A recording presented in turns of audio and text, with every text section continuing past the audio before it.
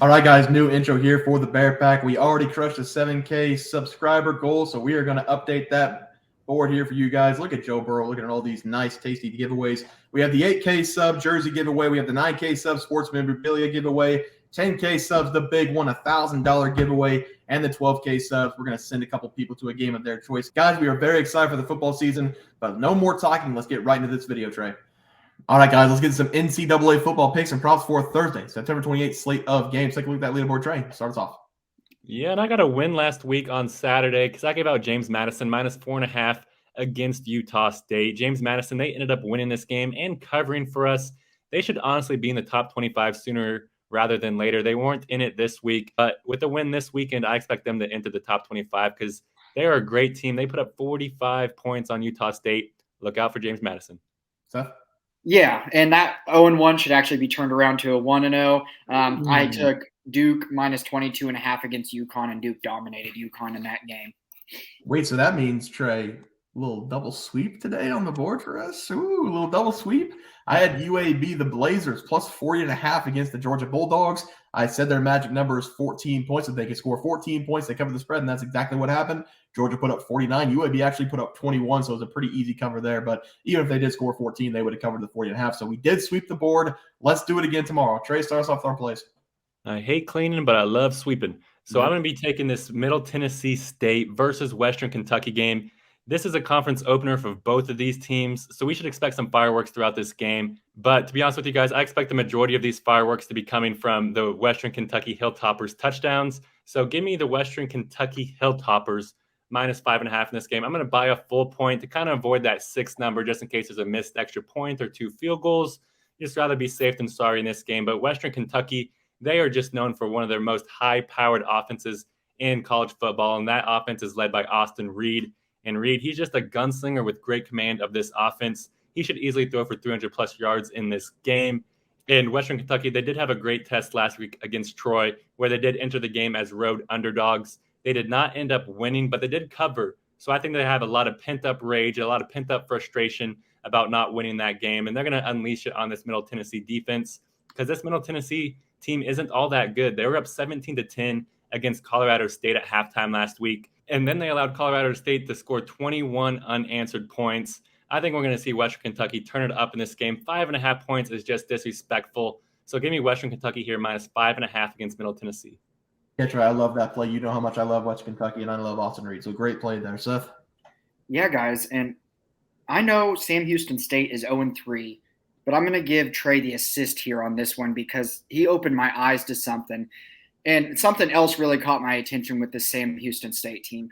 So I'm leaning Sam Houston State. Their strength of schedule has been ridiculous, and they stuck in a game with BYU and Air Force. They allowed 14 to BYU and 13 to a very good Air Force team. So this Sam Houston State has been in good games, their strength of schedule, and they also played Houston, who has a very good offense as well. I know they gave up a little bit more to Houston, but in the teams they played in comparison to who Jacksonville State has played, I just don't like Jacksonville State here. I like Sam Houston to be able to cover. I'm going to go to the alternate spread and buy a point at 7.5 just in case it's a touchdown game. But I'm not even scared off the money line here for Sam Houston State either, to be honest with you guys. I think Sam Houston State's going to come out in this one and play a very good game. Like I said, this Jacksonville State team defense isn't quite to the caliber of any of the first 3 teams that Sam Houston State has faced so far this season, so it's likely they will have a chance to put up some points in this game. Jacksonville State's toughest game to this point has been against Coastal Carolina, which they lost by 14. Jacksonville State will be running into a very good defense in Sam Houston State that ranks 19th in pass yards per game, allowed 170.3. Sam Houston will have to do better to slow down the run in this game as they have allowed 180.7 rush yards per game to this point this season. But like I said, I feel like this is slightly skewed because they played an Air Force team that only threw the ball 3 times in that game. And even if teams know Air Force is going to run the ball, they're still going to rush for well over 200 yards against you. The big question here for me is, will Sam Houston State score enough points in this game? I can't say with confidence they will, but I do know for sure one thing, and that is their defense will keep them in this game, and their level of competition they have played to this point has been far over what Jacksonville State has faced. I'm confident in the fact that Sam Houston State can at least cover the spread here, alternate spread here at plus 7.5 in a touchdown game. Yes, I like that play as well. For my play today, I'm going to be looking at the other game. It's going to be the Temple Owls traveling to take on the Tulsa Golden Hurricanes. My first gut instinct, I talked to these guys about it too. When I looked at this game, it was to take Temple with the points, and that is what I'm going to do. I'm going to take Temple with the points. I do think that Tulsa is more battle-tested. They played Oklahoma. They played Washington so far this season, but they got blown out in both those games. But they have beaten every team they're supposed to beat, just like Temple has done. I think they are very similar talent-wise, both sides, Temple and Tulsa. They're both right in the middle of the AAC. However, I do like Temple to put up a lot of points in this game against Tulsa because they have a guy named DJ Warner, who is Kurt Warner's son, the quarterback for Temple. He has the ability to pick apart this Tulsa defense, who ranks 125th in the secondary of the 133 FBS schools in the nation. The Temple Owls love to pass the ball. Tulsa loves to run the ball. So these teams do have pretty different styles of play, but the talent gap's not very wide. Tulsa also has their starting quarterback, Braylon Braxton, who still is questionable. He has been out since week 1, battling an ankle injury. I don't think he's going to go in this game.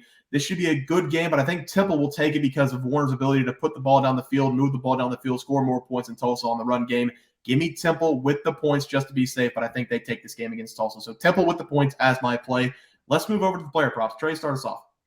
Yeah, that's a double sweep. Did a lot of spring cleaning on Saturday. Did not enjoy it, but I'm sure our viewers did. I gave out Rashid Ali over 102.5 rushing yards versus Virginia Tech, and I thought this was a great pick, and it ended up being a great pick. Ali hit this almost at halftime. He finished the game with 27 carries on 174 yards. He turned up in this game and even scored a touchdown. It was very impressive to watch. Seth? Yeah, and I was very baffled to see Riley Leonard's over-under set at 207.5 passing yards. I took the over here, of course, against UConn. Duke put it to UConn 41-7, and Riley Leonard had 248 passing yards, so he shattered the 207.5 mark. Yeah, and then I had Troy Franklin over 83.5 receiving yards against Colorado. He crushed this number. I stopped counting after he had 102 touchdowns, so I'm sure he got way over 100 yards in this game, but we did hit the over of 83.5 against Colorado. So we did sweep the board. Let's do it again tomorrow. Trey, start us off. Yeah, and I'm going to start us off here with the same game that my game pick was in. We're going to go over to the passing props. I'm going to take Austin Reed to go over 330.5 passing yards versus Middle Tennessee State. I really think that there's a great chance for him to go over 330. And I told you guys in game pick, he should easily get above 300. So it's 31 more yards because Austin Reed, he is an absolute stallion when it comes to throwing the football. And he's getting a great matchup here versus Middle Tennessee as well. And because Reed, he averages 268 passing yards per game this season, which is under this number. But that does include a very tough matchup versus Ohio State. And he still threw for 207 yards in that game. But he should definitely get a hold of this Middle Tennessee defense throughout because Middle Tennessee is in the bottom third in the country when it comes to pass defense.